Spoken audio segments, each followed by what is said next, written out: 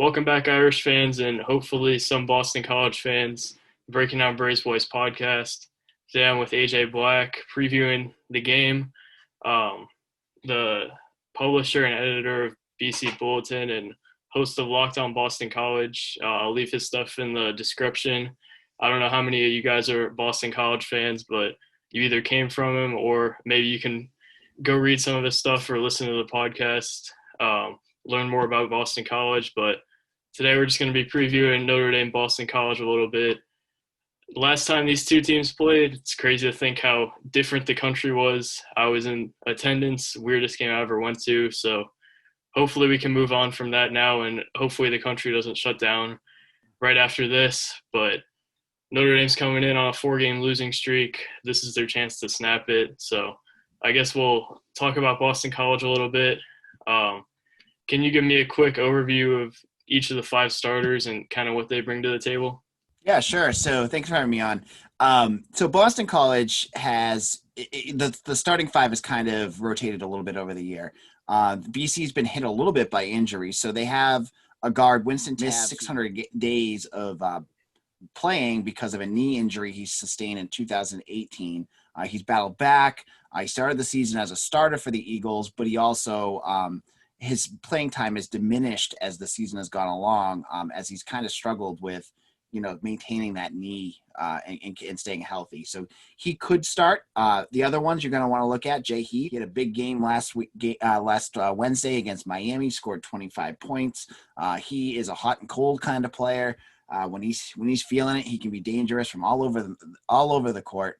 But when he struggles, he can also be a huge liability. And it's been up and down with him this year. So he's someone else to watch. CJ Felder joined BC last year as one of the youngest players in NCAA basketball at 17 years old.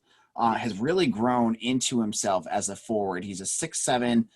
He plays the 5, which is crazy. But BC, when they play against some of these bigger teams, he struggles a little bit. But he's getting better and bigger, it seems, every game. And he had 24 points 2 weeks ago. And he has his moments, and he's really starting to grow into a really solid player.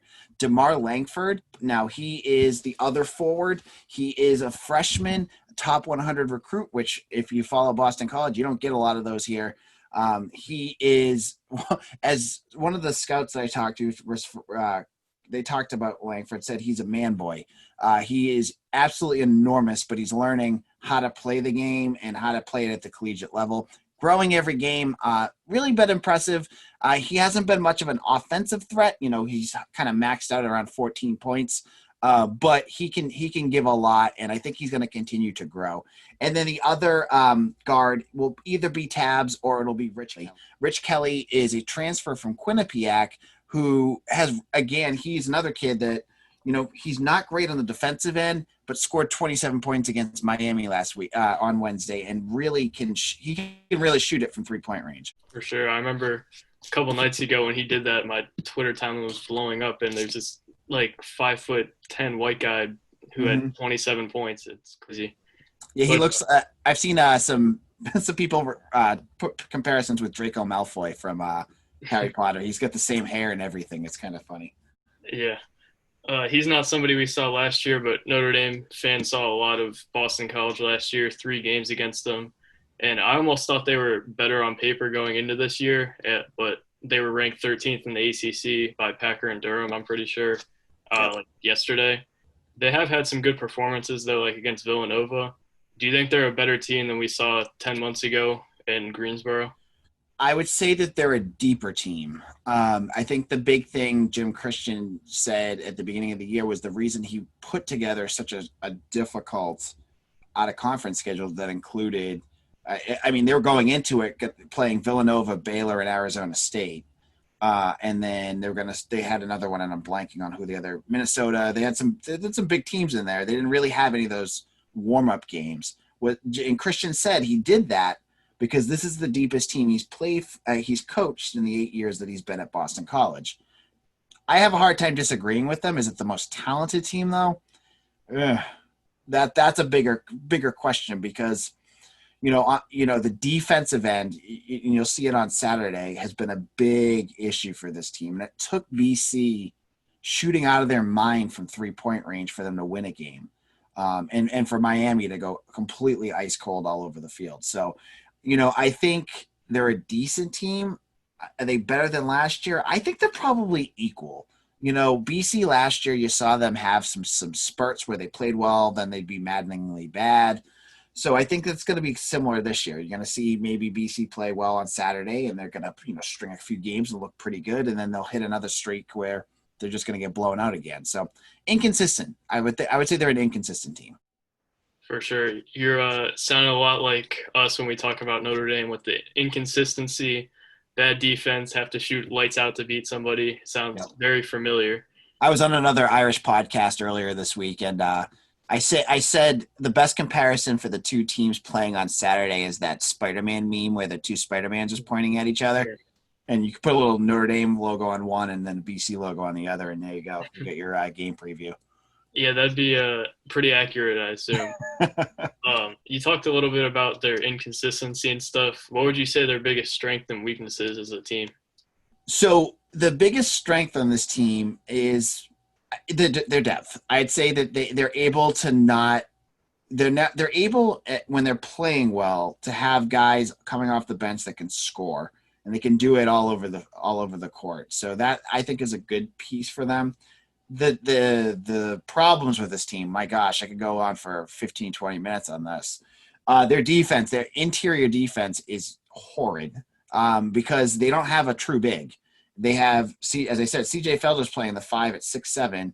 You got Stephon Mitchell at like 6'8.5" playing right behind him. So you don't have any big guys. So when you play a team that has, a 7-footer or a traditional big, they're getting beat up on the boards and they give up a ton of easy baskets.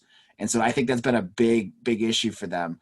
The other day they were playing, I forget which game it was, but they let up, 64 points and 46 of them, I think, were in the paint. So, I think that's a big problem for them. And the other big issue has been something that's been really a hallmark of Jim Christian's career at Boston College, and it's the turnovers. This is a sloppy team that gives up the ball way too often. They lost probably 2 or 3 games by 1 or 2 buckets and had chances to tie and win them. And every game that they had and they had the ball to do it, and every game they did it, we had Winston Tabbs run out of bounds on accident. And then we had 2 bad passes. So 3 games that were lost on bad turnovers. And it's been, it's not just those end of game turnovers. It happens throughout games. You had last week, Jay Heath turn it over 7 times in a game. So you see it happening. And those are 2 big issues. And until they can get those fixed consistently, I can't see this team moving forward. For sure. The Spider-Man meme's definitely accurate, and I think we could put it on Jay Heath and Prentice Hub also. So yeah. There's another comparison. But can you give us a quick kind of overview on Boston College's scheme and like if they run man or zone a lot, or what kind of offense they kind of like to go to? Now, you caught me. I should have told you beforehand. I'm not an X's and Go's guys for basketball. So I don't really watch a lot of when I watch the games, I'm not into like the X's and O's. I'm more of a football guy for that. I don't know, but I watch along. In terms of their offense, I can tell you that Jim Christian talks a lot about the importance of 3-point shooting, which is crazy because they shoot 33% on the season. So they're not a particularly accurate 3-point shooting team, but they did it. They shot 51% last game, so they can do it. On defense, it's they switch in and out from zone and man. I don't know specifically. I have to be honest. You're talking about Boston College. You talked a little bit about not a lot of people care. Let me go on a little bit of a diatribe because I got you here, so I can tell you a little bit about it. So Boston College fans at this point, BC basketball is so bad and has been bad consistently for 10 years now that no matter when I talk about BC basketball, I run a business. BC Bulletin's a website. My podcast is, it's all based off of how many people listen. When I talk about BC basketball, no one listens. So it doesn't behoove me to learn the zones and learn what their schemes are, because if I said it, all my fans, and I have a good readership when I write about football, it goes crazy. When, when I talk about basketball, all I get is fire Jim Christian. Fire Jim Christian. That's all. That's no one wants to talk about anything else. So maybe when at the end of this season, when BC figures out what they're going to do at coaching, and then maybe if they move on, they will move on, and then I will learn what they do. But it doesn't behoove me because I don't. If I wrote scheme stuff, they're just going to say, "Well, Jim Christian blew at the end of the game, so why do I care?" And then no one reads it. So, small little note on where BC fandom is with this team at this point. Yeah, that sounds familiar. And as somebody who only covers Notre Dame basketball at a football school, I'm thinking the same thing. Carve out a niche or whatever. But Yep. the views as the season is going on 3-8, getting brutal at this point. So hopefully you can help out there with bringing some Boston College fans in. But I agree with the same. It's like the same thing. I mean, Notre Dame pretty much beat Kentucky just because Bray switched up the defenses on Kentucky and they shot 13% from three for like half the game. Yep. But after the game, nobody gave him credit, and it's his fault every time they lose. So can definitely relate to that. What do you think they have to do to beat Notre Dame on Saturday? It's simple with BC, right? So, there's a few things. So as I said, the defense needs to play well because if they let up easy points, they're going to fall behind. And I would say shoot well from 3-point range, but, I just say get the offense going because the other big issue with BC is there's been major, parts of the season where the offense looks great, right? As you mentioned at the beginning of the show, when they played Villanova, they were leading Villanova with only like a few minutes left. And then what ends up happening in every one of these games is the offense just completely like derails. It didn't happen against Miami. That game, they were just hitting all throughout the game, but that's a fluke game. In my opinion, you're not going to shoot that well every game. What ends up happening with BC, and again, this is hallmark Jim Christian stuff. It happens every single year. They'll go 5 or 6 minutes without hitting a shot, and they'll just go dead cold from the field. The turnovers will start happening. They'll get in foul trouble. And then a team either comes back or builds a huge lead against BC. So I think what they need to do is just be consistent, like attack the hoop. Don't settle for bad shots. If Notre Dame is really doing well defending on the perimeter, get it inside, try to get to the foul line, do things like that. That's when BC gets more successful, is when they're able to be a little bit more aggressive and not settle for bad shots. So I think that'll be a big thing for them on Saturday. For sure, makes sense. And then one other thing before we get your prediction, if you want to give one, do you think Notre Dame can kind of exploit CJ Felder and Stephon Mitchell's height? Because the difference is 6'11", 6'10" to 6'8" and 6'7". So that seems like it would be something, or if they kind of held their own down there at times. Well, they Felder had 5 blocks against Miami on Wednesdays or Tuesday, so he can do it, and they're athletic. So I think that is how they kind of handle a little bit. But I think the big issue down low is the athleticism. So guys that try to kind of that are jumping into the lane and making baskets that way or cutting in, they don't put up much of a fight from that kind of stuff. So even your wings and your guards, even when they start to cut in, BC has to figure out a way to challenge those shots. If they just let them get through, that's when BC starts giving up way too many easy buckets.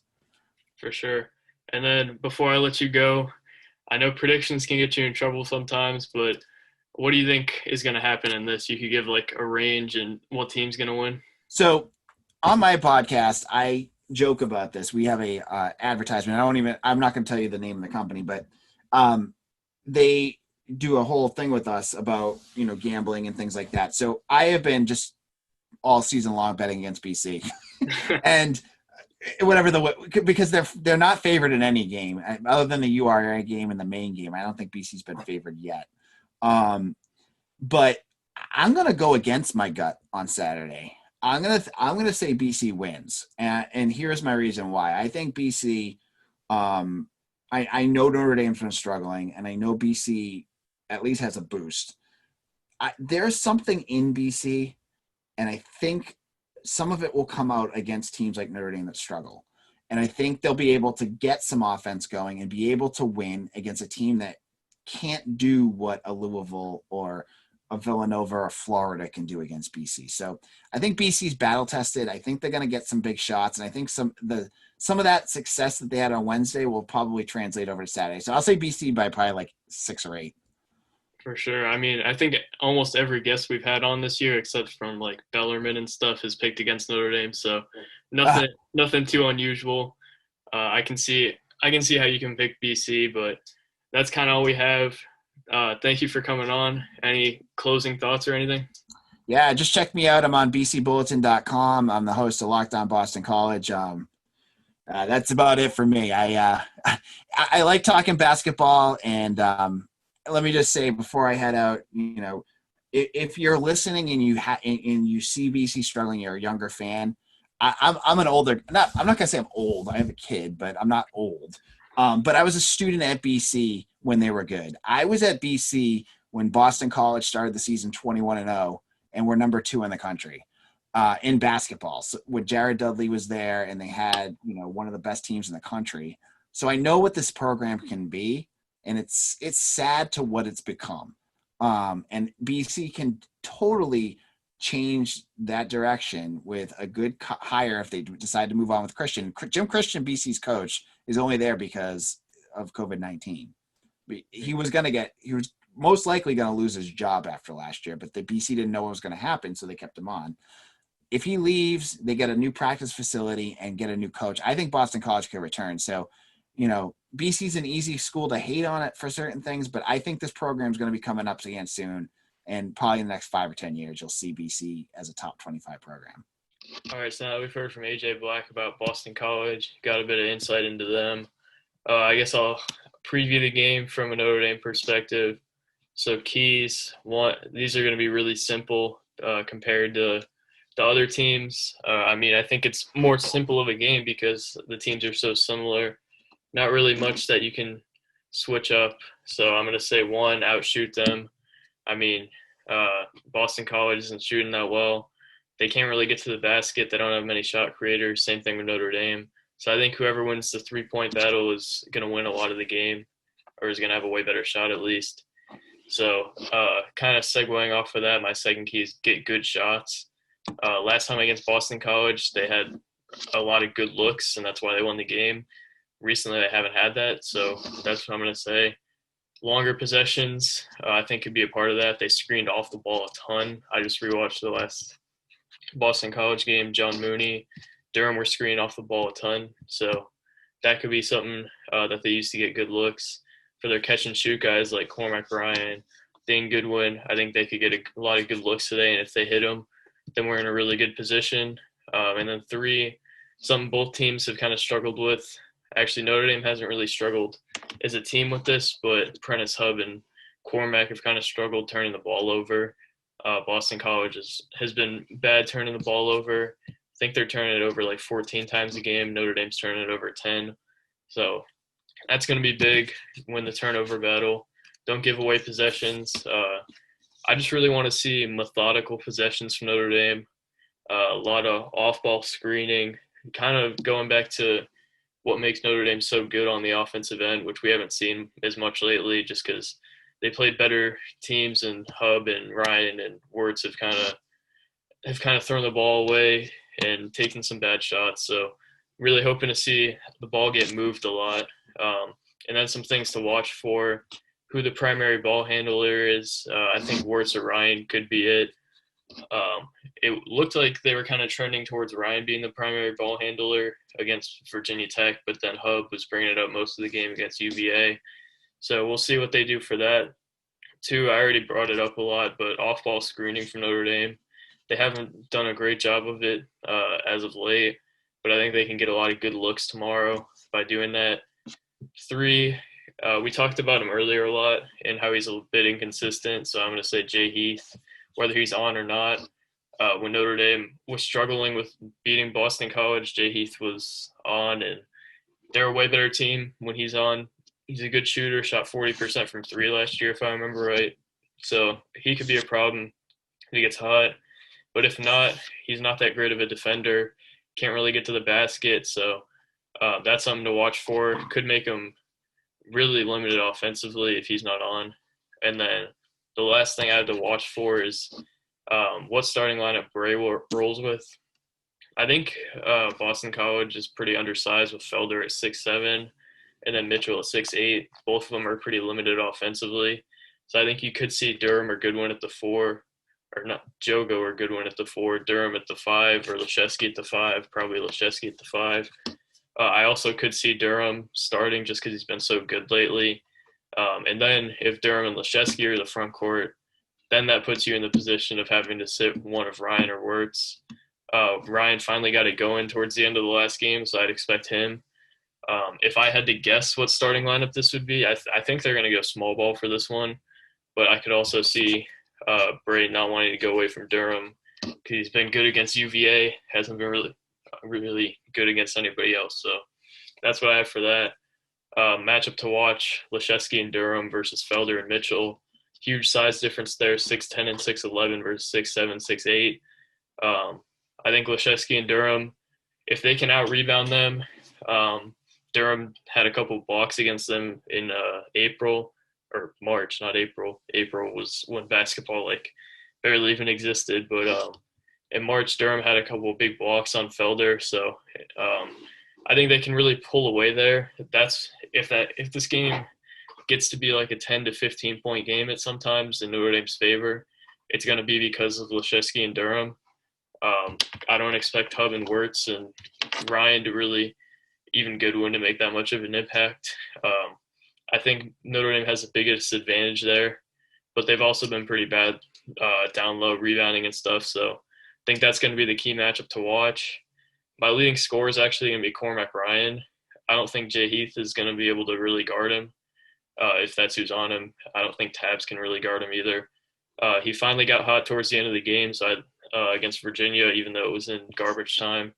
So I think he could really rebound, keep that momentum going tomorrow night or afternoon. So that's something I'm really looking for. I could also see it easily being Leshesky. And then going to go against AJ Black with this. My prediction, Notre Dame by 5 to 7. This is a game they have to win. I don't think there's any two ways about it. They're 3-8. You have to beat Boston College, and it kind of gets them started on this easier part of the schedule. So, gonna go Notre Dame by 5 to 7. That's all I have for this one. Thank you guys for watching. Go Irish, and we'll see if there's a Howard preview or not. Not sounding like there's gonna be a game, but we'll see. If they haven't played in a month, and Makur Maker has coronavirus. I don't know when he gets off quarantine, but should be interesting. But if there is a game, then we'll be here previewing it. So thank you guys for watching. Go Irish. Peace.